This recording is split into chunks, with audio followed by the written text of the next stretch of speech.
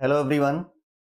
In today's lecture, very short video, we will discuss about the Coulomb's law, its vector form और special जो हमारा focus होगा वो होगा परमिटिविटी पे कि what is mean by permittivity of the medium, right?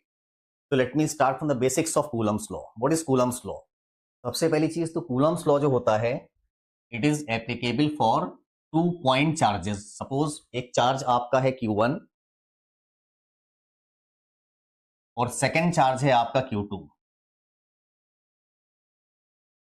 तो Q1 और Q2 सबसे पहली बात कि वो पॉइंट चार्जेस होने चाहिए, तब हम कूलम्स लॉ उस पे लगा सकते हैं, राइट? मान लो इनके बीच की डिस्टेंस r है, the distance between them is r. तो कूलम्स लॉ बोलता है कि द फोर्स ऑफ अट्रैक्शन और रिपल्शन, आई होप कि यू नो कि अगर चार्जेस मान लो लाइक हैं तो they will repel each other, और अगर चार्जेस अनलाइक हैं तो they will attract each other. Let us assume कि मैंने जो एग्जांपल लिया उसमें बोथ आर पॉजिटिव चार्जेस. अगर मैंने साइन नेगेटिव नहीं बनाया हुआ means they are the positive charges, right? तो इसमें जो फोर्स ऑफ अट्रैक्शन और रिपल्शन, इन केस में तो रिपल्शन होना है. लेट अस से Q1 पर ये फोर्स लग रही है, let this force B F1. तो Q2 में ये फोर्स लग जाएगी F2 because both are repulsive forces, right?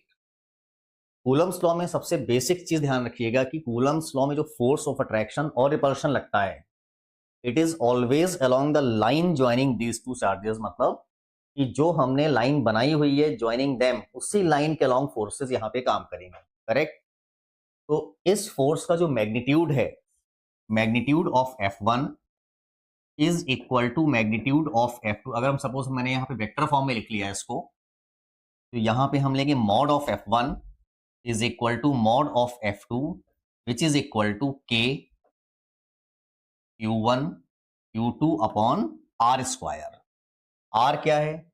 इन दोनों चार्ज पार्टिकल्स के बीच की शॉर्टेस्ट डिस्टेंस है, मतलब उस लाइन की लेंथ है जो उनको ज्वाइन कर रही है, राइट? तो ये होता है कूलम्स लॉ का expression, and this gives the magnitude of force acting on these charge particles, right? अब चलिए इसी फोर्स के एक्सप्रेशन को हम वेक्टर फॉर्म में लिखते हैं. थोड़ा सा कॉम्प्लिकेट होता है बट आई थिंक कि अगर हम बेसिक से समझेंगे तो वो इजीली समझ में आएगा आपको. लेट अस अज्यूम कि मैं इन दोनों चार्ज पार्टिकल्स को एक फ्रेम से देख रहे हैं suppose, because once I choose the frame of reference, right? तो इन दोनों चार्ज पार्टिकल्स के पोजीशन वेक्टर्स आपको पता लग जाएंगे. So this vector is R1 and this position vector is what, R2 कह सकते हैं, करेक्ट? तो ये जो वेक्टर है, let us draw this vector, a vector from 1 से 2. ये जो वेक्टर है, ये अगर हम इस वेक्टर को R बोल दें तो from triangle law of addition I can write vector R2 plus vector R is vector R1, correct? That is R2 plus R is your vector R1. So I can easily say from this diagram कि जो vector है from 2 से 1, this vector R is equal to R1 minus R2 हो जाएगा, correct? और इस vector का magnitude mod of R, जिसको हमने अभी R से रिप्रेजेंट किया था in this expression of Coulomb's law, this is your R square, sorry, which is the mod of this vector R. इसको हम लिख सकते हैं mod of R1 minus mod of R2, correct? तो अब हम इस कूलम्स लॉ के एक्सप्रेशन को अगर वेक्टर फॉर्म में रिप्रेजेंट करें हम, तो मैं कह सकता हूं कि the force acting on this first charge, जो मैंने ये वेक्टर बनाया हुआ है F1, तो I can write vector F1 is equal to K Q1 Q2 upon R square. ये तो उसका मैग्नीट्यूड हो गया. उस फोर्स का जो डायरेक्शन है इट इज फ्रॉम 2 से 1, मतलब ये जो मैं शो कर रहा हूं उस डायरेक्शन में है. मैं अगर इस डायरेक्शन में एक यूनिट वेक्टर मान लूं से R कैप, तो मैं इस मैग्नीट्यूड को मल्टीप्लाई कर दूंगा इससे, आर कैप से, तो I will get a vector whose magnitude is this much, और ये यूनिट वेक्टर उसको डायरेक्शन दे रहा है. Now let us put up the values of r cap and r. The force acting on the first charge is equal to a. अभी हमारे के को हम कांस्टेंट लेके चल रहे हैं, because when I will explain the permittivity then I will elaborate that constant k. अभी फिलहाल एक कांस्टेंट है whose value is 9 × 10⁹ SI units. तो this becomes k q1 q2 upon r. क्या चीज है? r is the magnitude of r1 minus r2, right? तो मुझे इसका स्क्वायर करना है, तो मैं यहां पे लिखूंगा mod of r1 minus r2 का होल स्क्वायर. ये हो गया आपका आर स्क्वायर, और I have to multiply this expression with R cap which is giving the direction to this magnitude.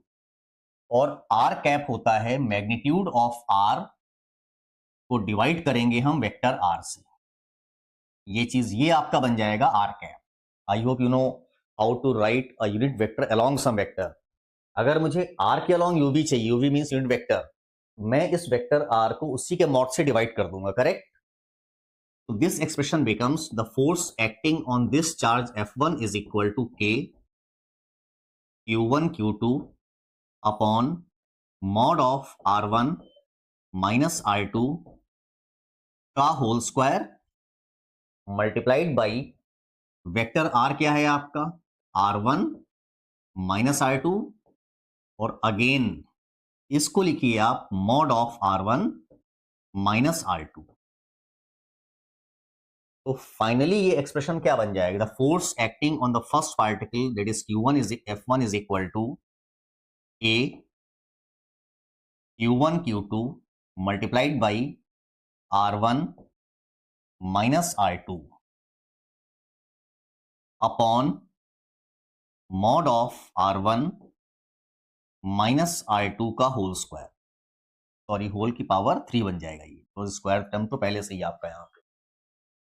So this final expression, ये जो एक्सप्रेशन है ये कूलम्स लॉ का वेक्टर फॉर्म है, और ये एक्सप्रेशन इस डायग्राम तक लिमिटेड है, बिकॉज अगर ये फोर्स अट्रैक्टिव होती तो ये फोर्स का डायरेक्शन अवे ना होके टुवर्ड्स होता, तो अकॉर्डिंगली हम लोग वेक्टर्स में चेंजेस करते, इसके अलोंग डायरेक्शन लिखते थे. तो this is how we write the Coulomb's law in vector form.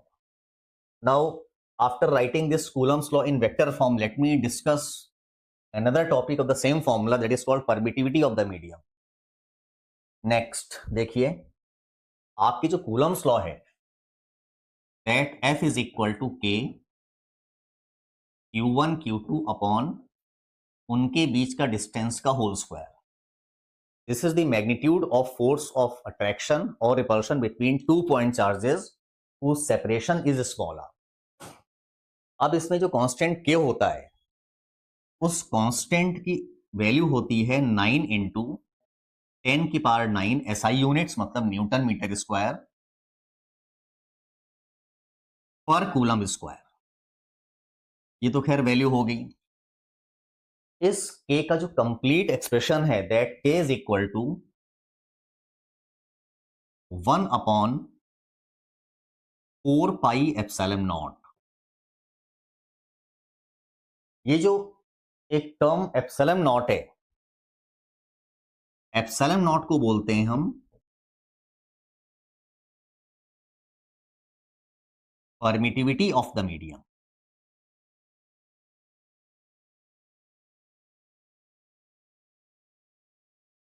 इस एक्सप्रेशन का मतलब है कि जो दो चार्जेस मैंने Q1 और Q2 लिए हुए थे, say this is Q1 and this is Q2, separated by some distance R. तो ये जिस मीडियम में रखे हुए हैं दैट मीडियम इज वैक्यूम.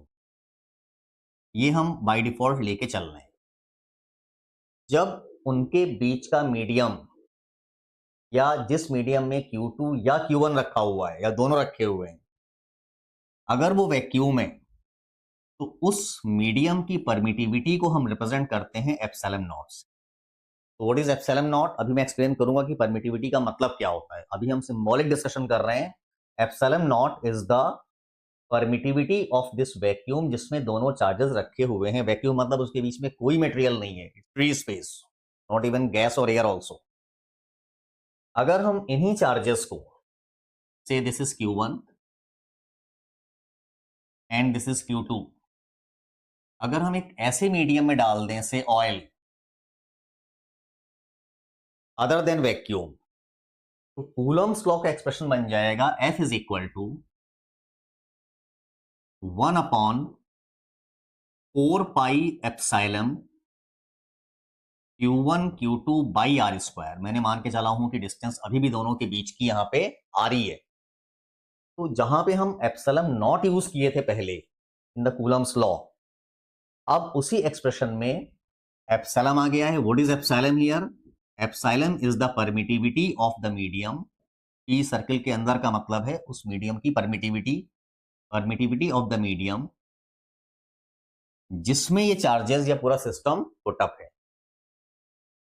जब हम किसी मीडियम की परमिटिविटी को वैक्यूम की परमिटिविटी से कंपेयर करते हैं, that is permittivity of any medium upon permittivity of vacuum, इस टर्म को बोलते हैं हम relative permittivity. Just like we talk about the relative density. What is relative density? Density of any material with upon density of water. बिल्कुल उसी प्रकार से हम लोग इस मीडियम की परमिटिविटी को वैक्यूम की परमिटिविटी से कंपेयर किए हैं, तो उस टर्म को हम नाम देंगे, this is called relative permittivity. This is called relative permittivity, या इसको हम लोग डाई इलेक्ट्रिक कांस्टेंट भी बोलते हैं, स्मॉल के। तो what is relative permittivity of any medium? It is the permittivity of that medium upon permittivity of vacuum, called relative permittivity और dielectric constant. Correct? तो इसी एक्सप्रेशन को हम लिख सकते हैं F is equal to 1 upon 4 pi epsilon naught K, small K, into Q1 Q2 upon R square, या F is equal to 1 upon 4 pi epsilon naught epsilon R. Epsilon R और के एक ही चीजें हैं, और रिलेटिव परमिटिविटी, या उसको आप बोली dielectric constant, multiplied by Q1 Q2 upon R square. अब इसमें एक चीज ध्यान दीजिएगा कि अगर हम वैक्यूम की बात करें तो रिलेटिव परमिटिविटी ऑफ वैक्यूम और vacuum, relative permittivity is equal to the same expression becomes epsilon naught upon epsilon naught, और ये हो जाता है 1। तो वैक्यूम की रिलेटिव परमिटिविटी 1 होती है। तो ये तो डिस्कशन था mathematical about the permittivity of the medium, और उसका यूज हम कैसे करेंगे इन कूलम्स लॉ। ये टर्म चेंज होता है when the medium changes. Now let me discuss कि what is the real meaning of permittivity, उसकी आपको फील कैसे आएगी। जी देखते हैं, चलिए। मान लो मैंने एक एक्सटर्नल फील्ड है E नॉट, इसको आप ध्यान समझिएगा, you will get the meaning of the permittivity। ये एक एक्सटर्नल फील्ड है, और इस फील्ड में हमने दो मटेरियल्स रखे, से मटेरियल 1 एंड मटेरियल 2। इस मटेरियल की परमिटिविटी एप्सिलॉन 1 है, और इस मीडियम की परमिटिविटी एप्सिलॉन 2 है। मान लिया मैंने कि एप्सिलॉन 1 की वैल्यू 2 है और एप्सिलॉन 2 की वैल्यू 5 है। तो न्यूमेरिकली वी आर सीइंग कि permittivity of medium 1 is more than permittivity of medium 2। अब इसका मतलब समझते हैं। परमिटिविटी का जो बेसिक रूट वर्ड है दैट इज कॉल्ड परमिशन। तो जब हम बोलते हैं ना कि permittivity of medium 1 is less, इसका मतलब है कि दिस एक्सटर्नल इलेक्ट्रिक फील्ड जब इस मीडियम से पास होगी तो वो उस मीडियम में अपना इफेक्ट कम क्रिएट करेगी, और जिस मीडियम की परमिटिविटी हाई है, एक्सटर्नल फील्ड उस मीडियम में ज्यादा इफेक्टिव होगी। ये मतलब होता है परमिटिविटी का। अब डिस्कस करते हैं कि what is meant by creating the effect? आपको पता है कि एक्सटर्नल जब कोई इलेक्ट्रिक फील्ड होती है, say this is some electric field E, और उस इलेक्ट्रिक फील्ड में अगर हम प्लस चार्ज को रिलीज कर दें, कीप इन माइंड कि electric field always originates from positive charge and terminates at negative charge. तो अगर हम इस एक्सटर्नल फील्ड में एक प्लस क्यू को रिलीज करेंगे तो प्लस क्यू पे जो फोर्स लगेगी that is always along the electric field, मतलब प्लस चार्ज हमेशा फील्ड के अलोंग मूव करेगा, करेक्ट? अब इस इंफॉर्मेशन को माइंड में रखते हुए इसको समझते हैं। जब मैंने एक्सटर्नल फील्ड ई नॉट में दो मीडियम्स रखे और वो external lines of forces medium के अंदर से पास होंगी, तो इसमें इस मटेरियल और इस मटेरियल का पोलराइजेशन होगा। What is polarisation? Negative charges will shift towards left opposite to the field and positive charges will shift along the field. See this explanation. Means इसको हम बोलते हैं कि मीडियम पोलराइज हो गया, अब उसकी परमिटिविटी हाई है। इसका मतलब है कि ये मीडियम, इस मीडियम में एक्सटर्नल फील्ड ज्यादा इफेक्टिव होगी। दिस मीन्स कि इसका पोलराइजेशन ज्यादा होगा as compare to the polarisation of the left medium. मतलब अगर इफेक्टिवनेस की बात करें तो यहां पे फील्ड ज्यादा इफेक्टिव एक्सटर्नल, करेक्ट? ये मतलब होता है परमिटिविटी का। अब एक चीज ध्यान दीजिए कि जब मटेरियल पोलराइज होगा तो शिफ्टिंग ऑफ चार्जेस की वजह से इंटरनल फील्ड डेवलप हो गई। Say this field is E1 and this field is what? E2। Since permittivity of 1 is less than permittivity of 2, इसका मतलब हुआ कि polarisation of 1 is less than the polarisation of 2, और पोलराइजेशन जितना कम होगा internal field उतनी ही कमजोर होगी। इस मींस कि internal field developed in 1 is less than the internal field developed in 2, correct? ये मतलब होता है परमिटिविटी का। तो अगर मीडियम की परमिटिविटी ज्यादा है तो इंटरनल फील्ड जो डेवलप होगी वो भी ज्यादा होगी because of polarisation, correct? Hence अब देखिए इस मीडियम में जो नेट फील्ड है ई नेट इन मीडियम 1 वो कितना हो गया सुपरपोजिशन से? External field minus internal field, that is E naught minus E1। Similarly जो फील्ड नेट डेवलप होगी मीडियम 2 में वो भी कितनी हो जाएगी? E naught minus E2। अब जरा इस एक्सप्रेशन को देखिए, this is for medium 1 and this is for medium 2। We know that कि E2 is more than E1, तो अगर E2 अधिक है तो net field in medium 2 will be less than net field in medium 1, correct? ये effect हुआ high permittivity का, क्योंकि permittivity of 2 was more than permittivity of 1। तो जिस मीडियम की परमिटिविटी हाई होती है, समराइज कर रहा हूं, उसका पोलराइजेशन भी हाई होगा, उसमें ऑपोजिट इंटरनल भी हाई डेवलप होगी। हेंस उस मटेरियल में net field that is the summation of external and internal developed will be less than this material. तो जिस मीडियम की परमिटिविटी हाई होगी उस मीडियम में net field will get reduced as compare to that medium जिसकी permittivity less है।